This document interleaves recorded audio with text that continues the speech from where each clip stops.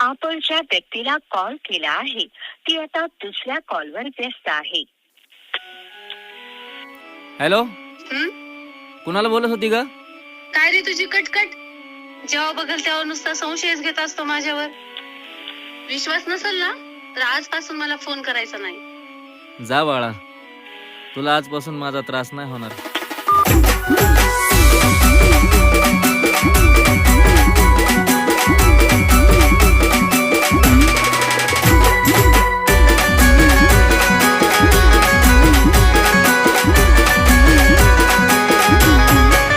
प्रेम भरलं ग तुझं आता मन भरलं ग तुझं. प्रेम भरलं ग तुझं आता मन भरलं ग तुझं.